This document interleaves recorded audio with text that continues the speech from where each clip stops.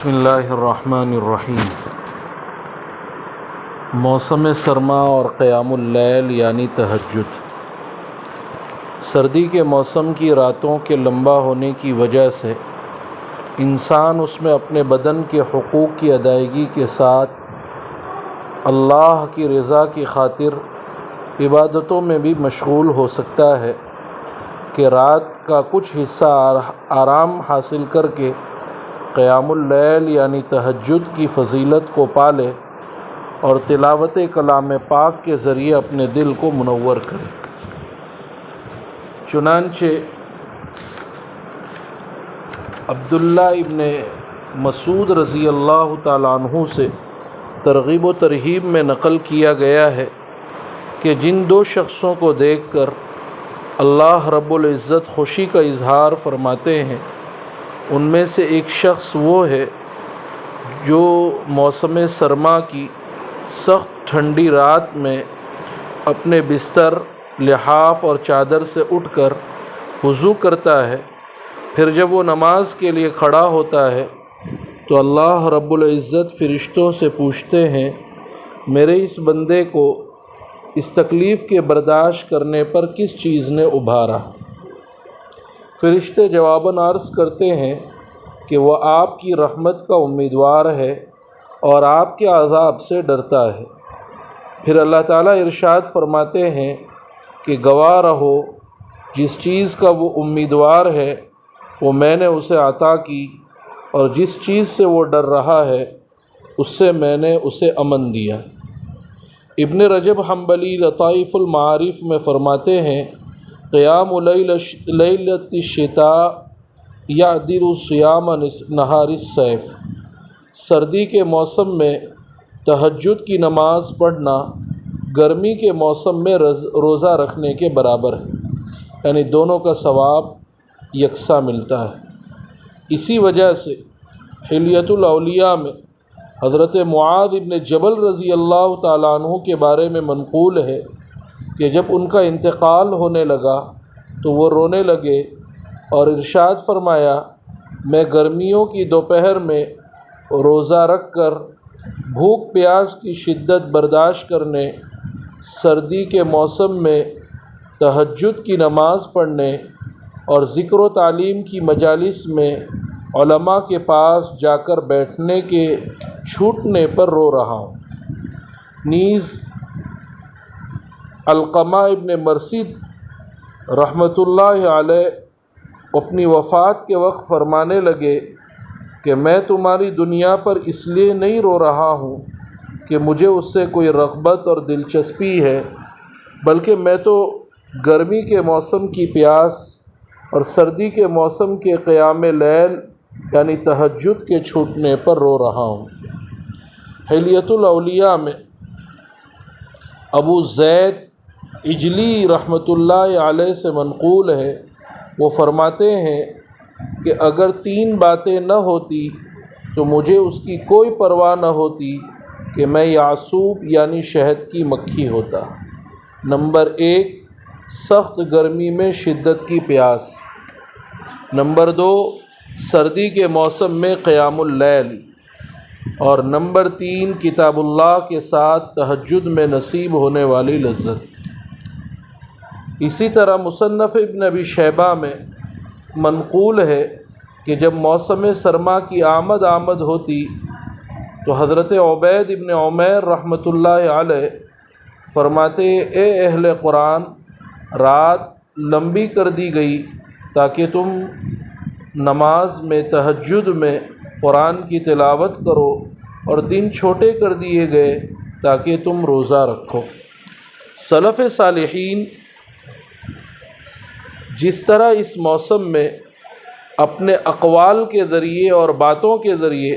لوگوں کو قیام اللیل یعنی تہجد کی ترغیب دیتے تھے، اسی طرح خود بھی راتوں کو جاگتے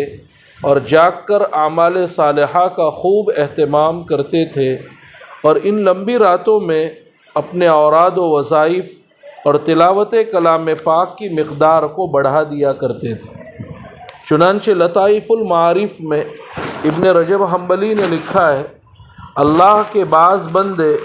سردی کے موسم کی سرد راتیں ایک ہی باریک کپڑے میں گزار دیا کرتے تھے تاکہ نیند سے چھٹکارا نصیب ہو، اور اگر اونگ بھی آتی تو اپنے جسم پر پانی بہاتے اور کہتے جاتے، یہ جہنم کے پیپ سے زیادہ آسان اور قابل برداشت۔ نیز داؤد ابن رشید رحمۃ اللہ علیہ فرماتے ہیں، ایک آدمی سردی کے موسم کی انتہائی ٹھنڈی رات میں نماز کے لیے بیدار ہوا۔ جب اسے پانی ٹھنڈا لگا اور رونے لگا تو اسی وقت غیب سے آواز آئی، کیا تو اس بات پر راضی نہیں ہے کہ ہم نے تجھے سلائے رکھا اور وقت آنے پر قیام اللیل یعنی تہجد کے لیے بیدار کر دیا، اور تو اس پر بھی ہمارے سامنے روتا ہے۔ صفت الصفوہ میں ابن الجوزی نے ابو سلیمان دارانی رحمۃ اللہ علیہ سے نقل کیا ہے، وہ فرماتے ہیں کہ میں ایک ٹھنڈی رات میں محراب میں نماز پڑھ رہا تھا، سردی کی شدت نے مجھے بے قرار کر دیا، میں نے اپنا ایک ہاتھ لحاف میں چھپا لیا اور دوسرا ہاتھ باہر لٹکا رہ گیا، اسی حالت میں میری آنکھ لگ گئی، میں نے خواب میں دیکھا کہ ایک پکارنے والا پکار کر کہہ رہا ہے، اے ابو سلیمان، ہم نے تیرے باہر رہنے والے ہاتھ میں اس کے مشقت برداشت کرنے کی وجہ سے برکتیں رکھی، اگر دوسرا ہاتھ بھی باہر ہوتا تو اس کو بھی برکتیں عنایت کرتے۔ ابو سلیمان دارانی نے اسی دن سے تہیہ کر لیا کہ جب بھی دعا کروں گا تو میرے دونوں ہاتھ باہر ہوں گے، چاہے گرمی ہو یا سردی۔ نیز حلیۃ الاولیاء میں صفوان ابن سلیم رحمۃ اللہ علیہ کے بارے میں لکھا ہے کہ سردیوں کی راتوں میں چھت پر جا کر نماز پڑھا کرتے تھے، اور جب گرمیاں ہوتی تو گھر کے اندرونی حصے میں نماز پڑھتے، گرمی اور سردی دونوں میں جاگتے رہتے یہاں تک کہ صبح ہو جاتی، اور پھر فرماتے، یہ کوشش صفوان کی جانب سے ہے، آپ اسے اچھی طرح جانتے ہیں، قیام اللیل کی وجہ سے ان کے پیر سوج جاتے اور سوجن کی وجہ سے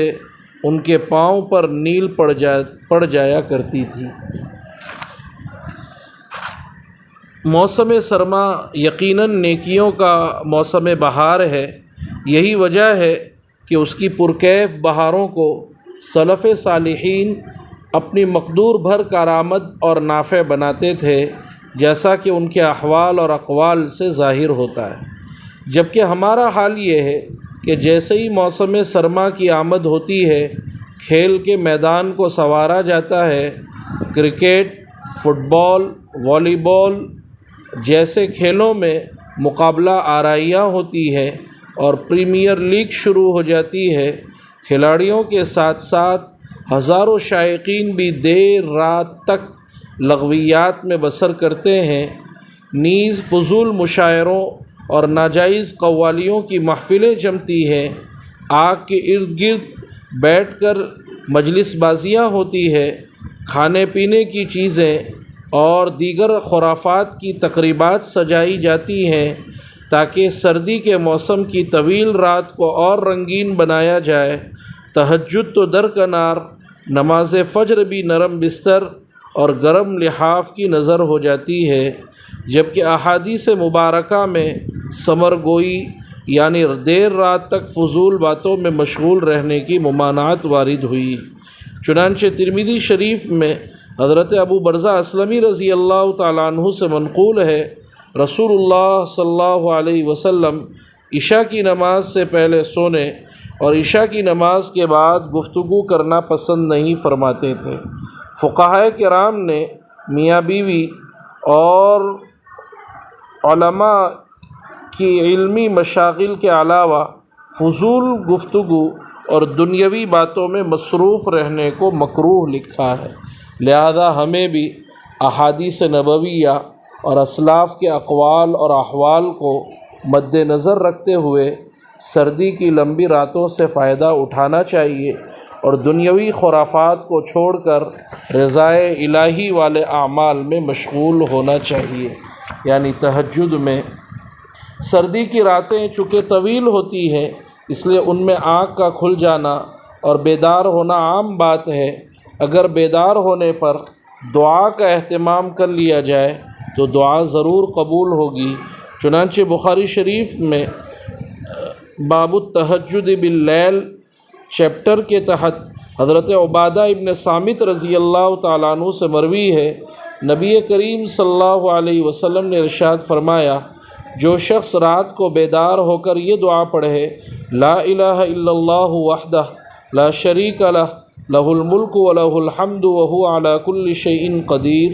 الحمدللہ، سبحان اللہ، لا الہ الا اللہ، واللہ اکبر، ولا حول ولا قوة الا باللہ، اور پھر یہ کہے اللہم اغفر لی، اے اللہ میری مغفرت فرما، یا یہ فرمایا کہ کوئی دعا کرے تو اس کی دعا قبول ہوتی ہے، اور اگر پھر وضو کر کے نماز پڑھے تو نماز بھی مقبول ہوتی ہے۔ سردی کے موسم کی سرد اور طویل راتوں میں اس حدیث میں وارد خوشخبری سے ہم بھی فائدہ اٹھا سکتے ہیں۔ اللہ تعالی ہمیں ان باتوں پر کہنے سننے سے زیادہ عمل کرنے کی توفیق عطا فرمائے۔ سبحان اللہ و بحمدہ، سبحانک اللہم و بحمدک، ونشہد ان لا الہ الا انت، نستغفرک و نتوب الیک۔